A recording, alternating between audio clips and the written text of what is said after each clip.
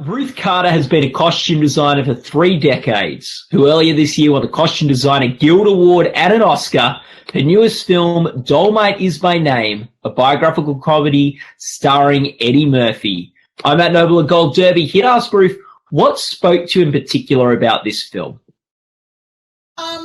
I hadn't really ever seen a film that was done about the 70s that I thought really represented what I remembered about living as a young teenager during that time. I mean, I had done Crooklyn with Spike Lee, and that was very, very close. I also did Black Dynamite, which was a spoof on the blaxploitation era. So I thought that this was an opportunity not only to, first and foremost, help Eddie Murphy realize a dream of 16 years, but also to put out there the look of during a time when I think it was explosive, visually explosive in fashion. There were a lot of different movements happening, from the hippie movement to, the urban blaxploitation era to, also having a little bit of everything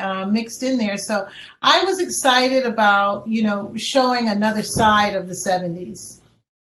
Yeah, an interesting thing about the film is you're sort of, in a sense, dealing with two legends, Rudy Ray Moore and Eddie Murphy. What was it like, from different perspectives, where he's playing a role and it's more? What was it like dealing with those two personalities? As a artist, Eddie Murphy is very serious about what he's doing. He prepares. He always delivers something magical. And there also was this persona of Dolemite that was created by Rudy Ray Moore. And so I knew that if I asked Eddie a question about, what he thought about, say, how he wanted to portray Rudy Ray Moore versus Dolemite, I would get a direct answer that, something that I could really use. And he did that.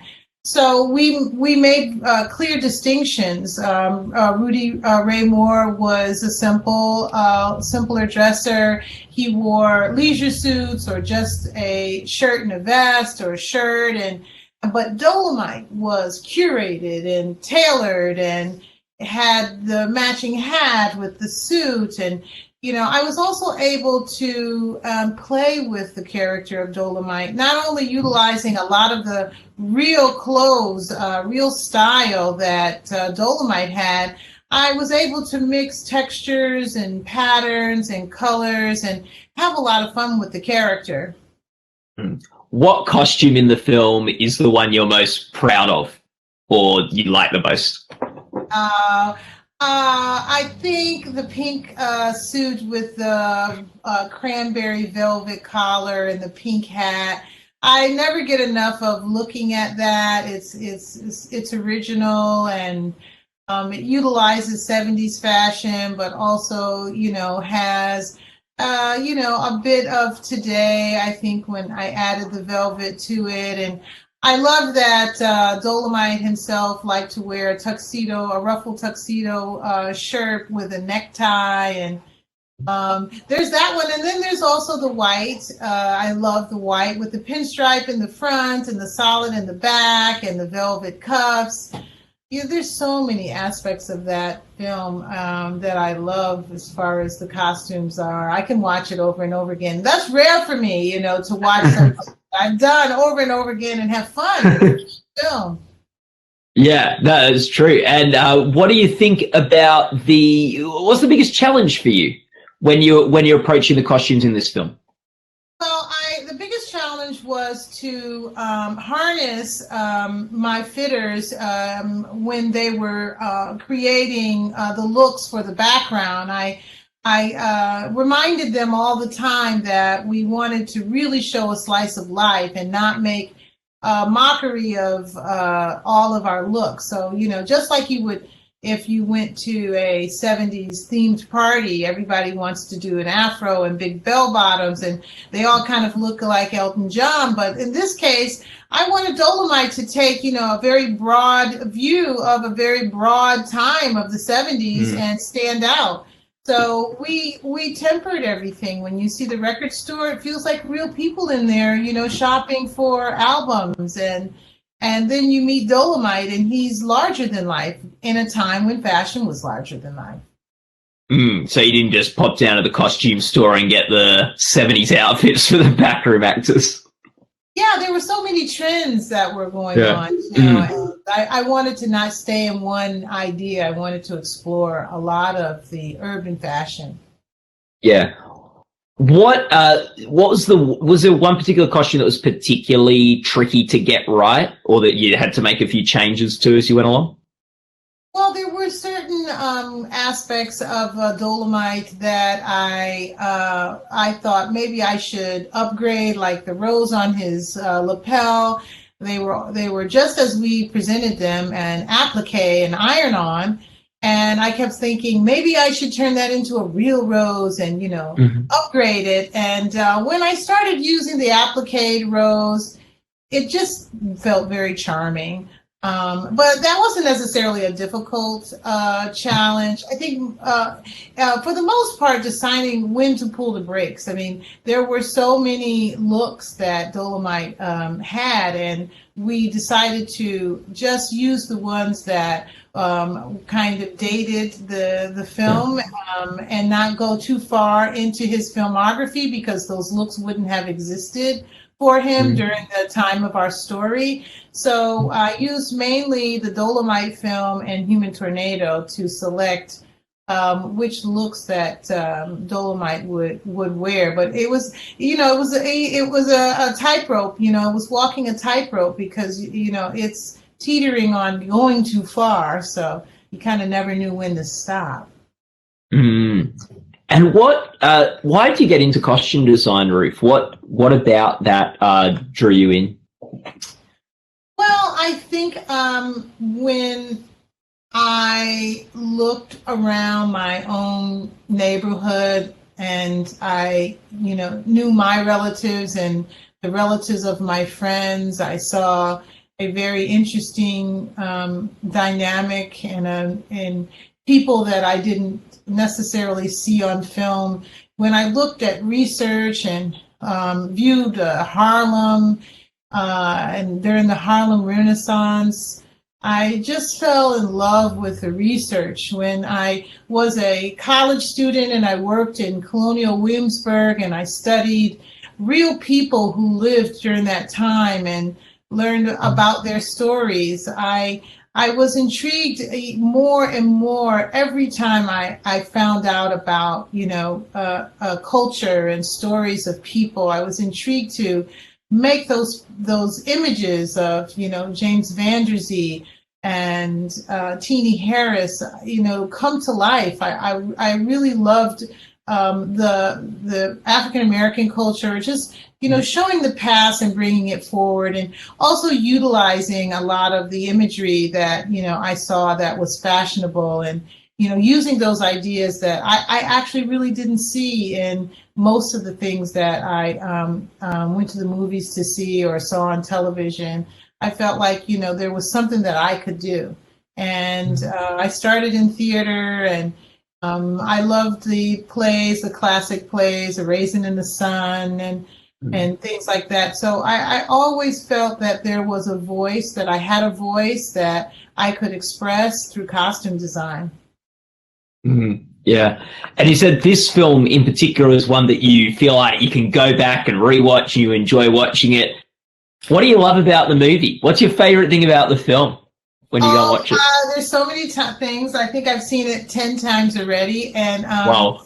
I love the way it comes on with Marvin Gaye. I love the record store. When I see the people coming in and out of the record store, I'm just reminiscing about, those days when we were shooting it. There's the Abbey Road kind of scene where they're walking across the street going to the executive's office, and that was our first day of shooting, and Wow.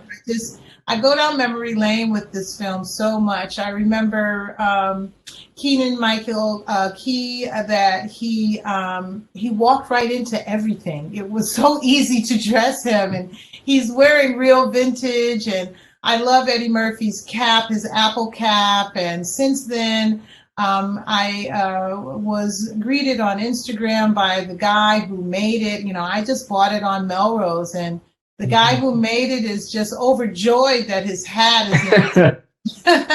So there's things like that I settle into, because when I first look at the movie, I'm picking it apart and overly evaluating my work. And now I finally can enjoy it. So I watch it just to have fun.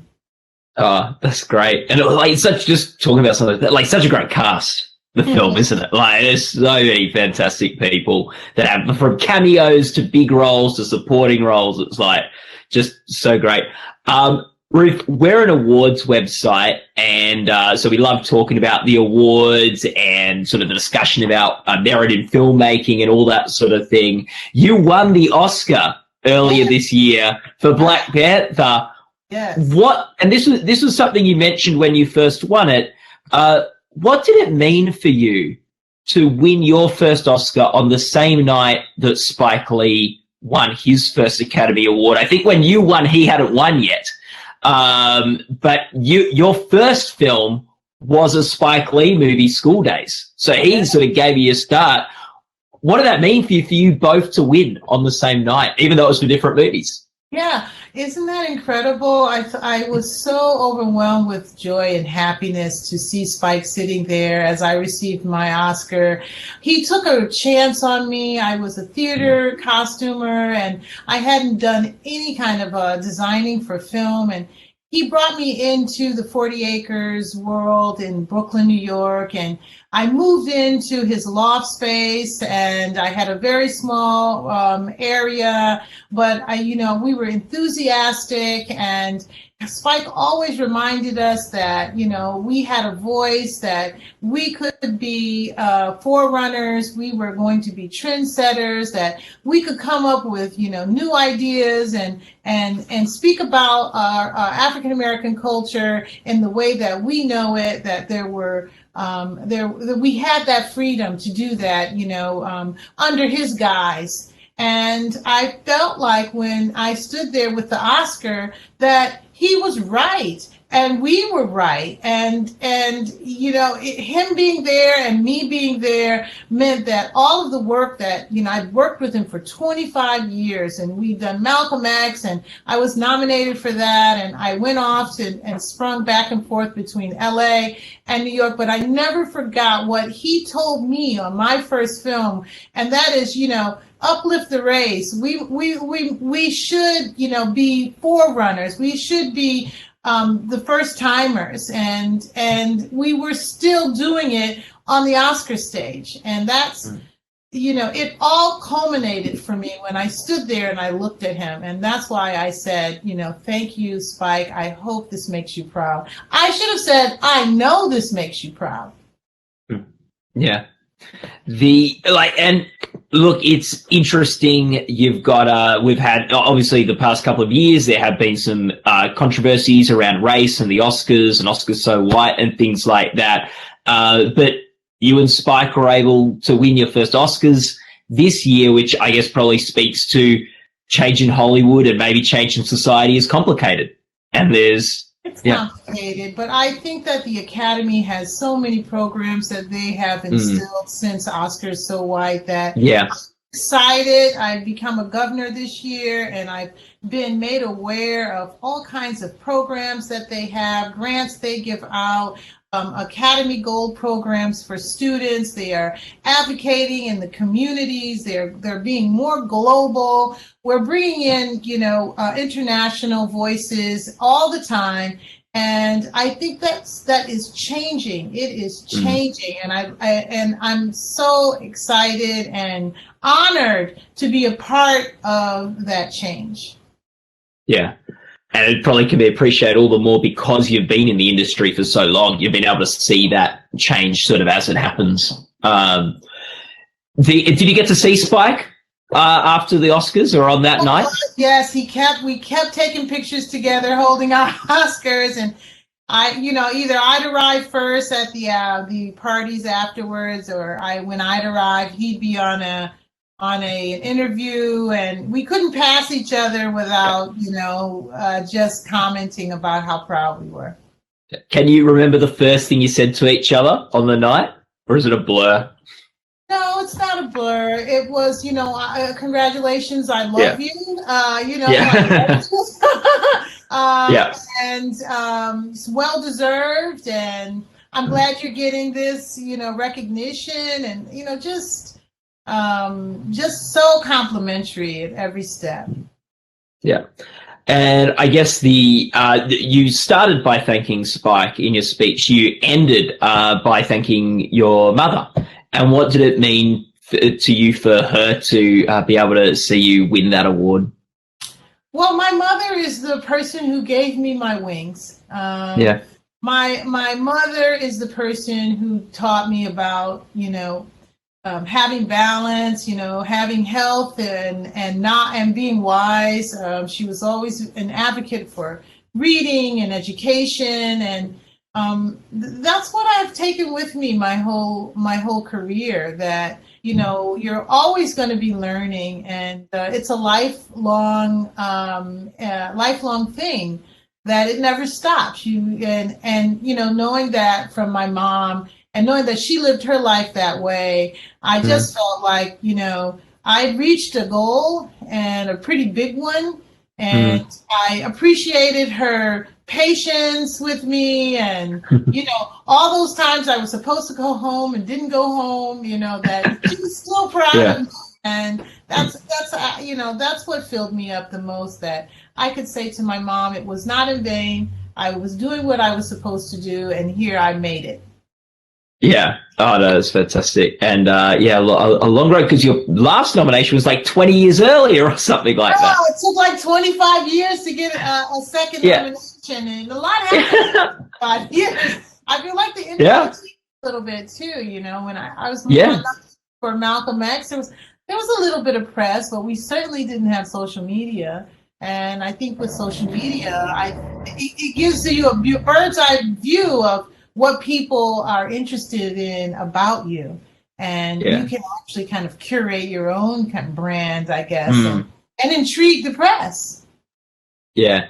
To finish off, Ruth, what are you hoping audiences take away from Dolemite Is My Name? That there's an independent spirit in everyone, and that when you believe in yourself, you can do whatever your heart desires. And I think that's the underlying tone of Dolemite, that this is a success story for a guy who 300% believed in himself. And I think that's an inspirational story for everyone.